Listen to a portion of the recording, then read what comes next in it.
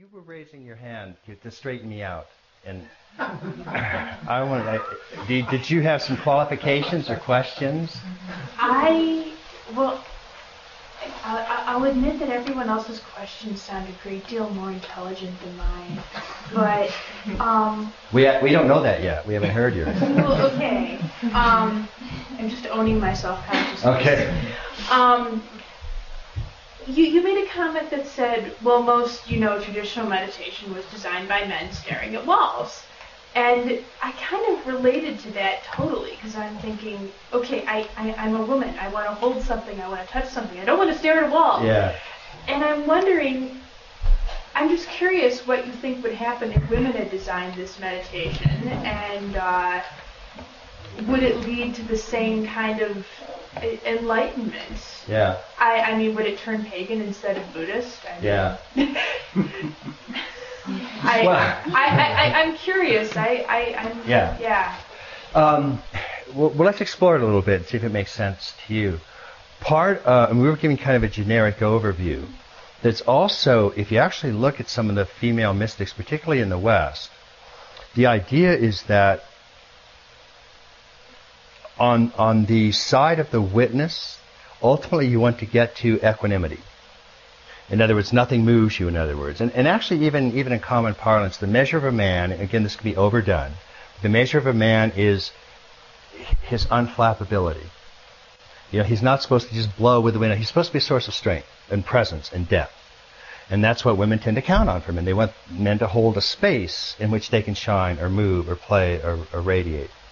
Or be hysterical. I mean, and if the man can't handle that, then the woman is deeply disappointed because, he's going to react and you're going to get into this endless fight about you don't love me and I don't love you and all of that. So ultimately what you want is a man who can hold this depth and this space, some sort of equanimity. Now it doesn't mean cut off from feelings or anything, but it does mean having that kind of unmovable awareness in which these things are arising. And that's part of getting very close to sort of this absolute one taste, where you're one with everything, and so of course you accept everything exactly as it's happening. But there are a lot of steps getting up to that pure equanimity on the masculine side. If you look at some of the women mystics who got outside of the male system and started doing their version of mysticism in the flesh, and what they would do, the exercises they would do in order to get to that same degree of, really intense capacity to taste everything with one taste, to see everything in the universe as something that can be touched equally and loved equally. Mother Teresa her statement was famous: love until it hurts. That's a classic female way to do it.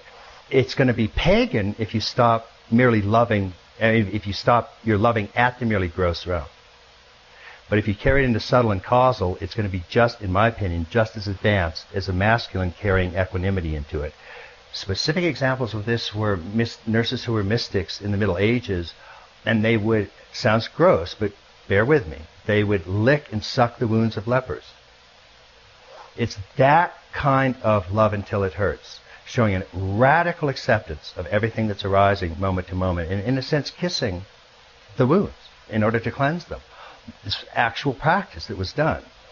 That's the equivalent of a man sitting in a wall and not blinking for 8 hours. It's an intense, extreme way to get over your belief that some things are good and some things are bad in the phenomenal world. You have to get to the point where they're all equally radiance of the divine. And kissing a leper is a good test.